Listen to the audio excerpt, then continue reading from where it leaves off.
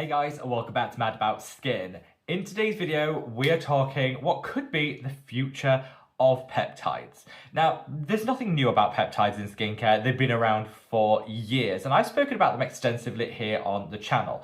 Most recently, I shared with you what I thought were my top 10 best peptide serums, and I'll leave a link to that video up there in case you want to check it out. But on the back of that video, so many of you guys reached out and said, what about the new Neutrogena Collagen Bank range? This is supposed to be the next generation when it comes to peptides. Why have you excluded it from your best of the best list? Well, honestly, for a number of reasons, but I do think this is a topic we need to pick apart, talk a little bit more about what Neutrogena are doing differently in peptides and how this might shape our peptide experience going forward. We're going to do all of that in today's video. Sit back, relax, let's talk the future of peptide serums. Now, in today's video, I'm going to share with you my own hot take on this. And just know that these are just my thoughts, and I would love to hear yours too. Share with me down in the comments section below what your take is on the new Neutrogena Collagen Bank range. Is it something you're going to reach for and experiment with yourself, or is it a firm pass? Let's get that conversation going, because here on Mad About Skin, we really are a community of skincare enthusiasts, and I love to hear from each and every one of you every single day. Also, if you want to help me get this message out there about this new technology in peptides loud and clear, the best way of doing that is by reaching down and giving the video a big thumbs up and a like. The more likes a video gets, the more widely YouTube will distribute it on its platform. So it just means as many people as possible could discover our marvelous Mad About Skin family. And I love you all so much for making this possible. Now, without further ado, let's cut that waffle and delve straight on in. So this isn't designed to be a super long video. Really what I wanted to do is just give you a little bit of an update around the new technology that's in the peptide market, being led in this case by Neutrogena, what my thoughts are on it, the good, the bad, and then a bit of a summary at the end. I have some timestamps down in the description box below, so use those if you want to navigate to one section of the video over another. So what is this range? Well, around a year ago, Neutrogena launched their Collagen Bank range. I think they originally launched with a moisturizer and a vitamin C serum, and then they added a sunscreen later on. These are premiered in the US initially, and now they've found their way over to Europe. So if you're somebody that maybe tried this out a year ago and are thinking, there's nothing new about this, no, for us here in Europe, this is more of a newer launch than it might be in some other countries. They came with a reasonable price point, and a lot of people got quite excited about them, particularly around some of the claims and the tests that have gone on into them. So this line really is based around a new peptide, which Neutrogena say that they studied for 8 years, really honed in on choosing the right ones, the right formulation, in order to deliver the very best benefit. They make a lot of bold claims, just in the title alone, Collagen Bank, as though like we're forming this giant, depository of collagen in our skin, which of course, as we know, will have amazing anti-aging benefits.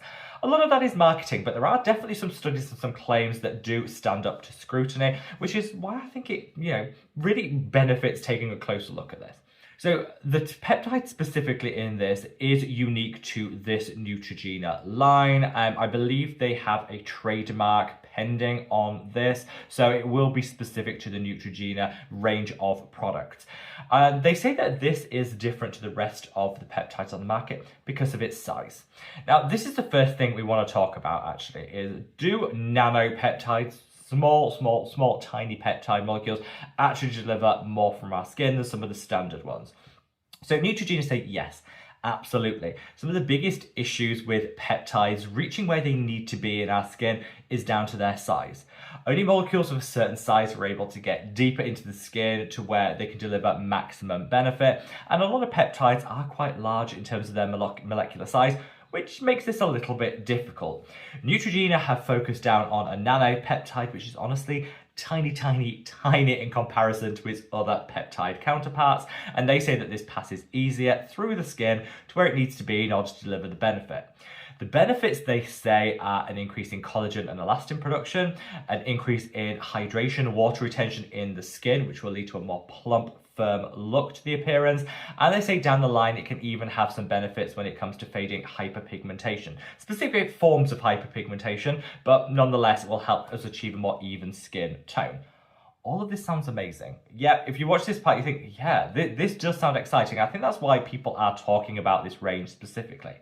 However, they also went a step further and they actually they modified this peptide to add a group to it in order to help it penetrate deeper into the skin. Now, I'm going to put the name of this specific peptide down in the description box, and we're going to put some details around how they changed it to aid that penetration further. So if you do want a brief overview, you can see that down in the description box. But I don't want to bombard everyone with scientific wording and terminology in the main body of the video.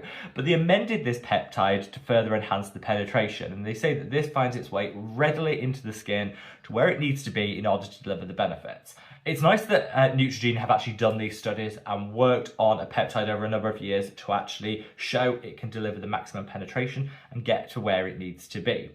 It's also noted, I would say, in terms of this, into the studies that they've done. So a lot of peptide, data is pretty anecdotal. People like myself saying, I've got amazing results for anti-aging from using peptide serums, and I absolutely have. I would never be without them in my skincare routine. But like I say, that's anecdotal, and some people want that like hard and fast data, which is really hard to come by when it comes to cosmetic products. There's fewer studies done, and they generally cost more, which brands generally don't want to invest that much coin. Well, Neutrogena have, and they've done some studies which, in my opinion, are limited, but it's still a study. It's still a lot better than what a lot of other brands do, that show just how effective this specific peptide is when it comes to boosting collagen, to firming the skin through elastin production, and also retaining moisture to really lock in that plumpness and that hydration. All huge ticks in the box, and I think it's genuinely something to get excited about. Now, does this mean that any other peptide that you reach for that has a larger molecular structure is useless? Absolutely not. Like I say, I got some great results. I continue to get great results from peptides, as I know so many of you guys out there do. So I've never had an issue with this. I don't feel that we need to race for a nanopeptide in order to justify including it in our skincare routine. But I do like to see technology progressing and moving in that direction so we can get the benefits thanks to investments from brands like Neutrogena. So the question is going to come about, why am I not reaching for this collagen bank range? Why am I not frantically waving it about in this video saying how amazing it is and saying everyone out there needs to buy it? Well, I think first and foremost, there's nothing wrong with the peptides that already exist on the market. I get great results. They're affordable if you reach for the right brand, the right products. You see that top 10 that I referenced earlier on in this video from the other day. They're amazing. I've used them all. They've all worked for me. I don't feel that we have to go down this nano peptide route specifically to get the results, unless you want to. So first is, my view is, if it's not broken, don't fix it. I have my favorite peptides. They work really well. I don't feel like I need to race for the newest innovation just because it exists. The second point is actually down to the formulations of the products themselves. Yes, they have this trendy peptide in there, which has been modified to aid penetration, has a low molecular weight, enabling it to get into the skin to where it needs to be. All phenomenal, and I applaud Neutrogena for doing all of this research and really backing up their claims with data. Love to see it. But I don't think the formulations of the rest of these products are all that. So to start, the sunscreen. It's a US sunscreen, uses old style filters so it can be sold in US retail stores. And I just don't like US old style filters. I don't think they give a really nice finish on the skin. They sting your eyes, they irritate the skin. My skin doesn't deal well with old style US filters. I think there's new technology that works far better, gives better protection and a better experience. And so even with an amazing new innovative peptide in it, I'm not going to be reaching for an American old filter style sunscreen like what they use in this. Personal preference, but that's the reason for not reaching for the sunscreen. Same goes for the moisturizer. I don't see anything in there that really makes me want to reach away from other moisturizers that I love that contain fantastic ingredients like barrier supporting ectoin, things like panthenol and allantoin to really calm and soothe, and other ingredients like glycerin, which are going to plump out the skin. I have my favorite moisturizers. Beyond the peptide in this, I don't feel that there's anything specifically groundbreaking about the moisturizer formula, and it doesn't come with the cheapest price tag either. And then the vitamin C, again, it's fine, but it's an ascorbic acid serum that I think could be formulated a little bit better in order to maximize the benefits you're going to get from that vitamin C. And really, there's nothing in here that I think is groundbreaking beyond that peptide which is included. I think there are far better vitamin C serums out there. And so nothing in this range, bar that peptide, has really enticed me to want to try it. And as a result, I haven't. Again, this is my take. You guys might disagree, but I think they have really created something special in terms of that peptide and then just been like, put any old formula alongside it. It doesn't matter. People are buying the peptide. It doesn't matter what else we put alongside it. And it does. I just want it a little bit better. Now, last but by no means least, at least for me, Neutrogena aren't a cruelty-free brand. I like to direct my hard-earned coin to where I think, brands deserve it. And animal testing in 2025, not okay. Now, Neutrogena, in their defense, are working in partnership with the Chinese government regulatory authorities to be able to not have their products tested on animals in what is likely to be a year to 18 months time. So these are changing. And again, I applaud brands for doing that due diligence to get to the other side and beyond animal testing. But at the moment, it still happens. And that's a firm no for me. There are plenty of cruelty-free brands out there that I want to invest my coin in. That's my personal take. Everyone will have a different view on that, but that's another reason why I'm not reaching for this. So do I think that this peptide in the Neutrogena Collagen Bank range is special? I do. It's something completely different. It's something innovative, and I like the fact that they've got a lot of research paid for by themselves to actually back it up. That's great to see, and I think it's wonderful that brands are taking this approach. I think it's great to see innovation when it comes to skincare, and this is definitely innovative.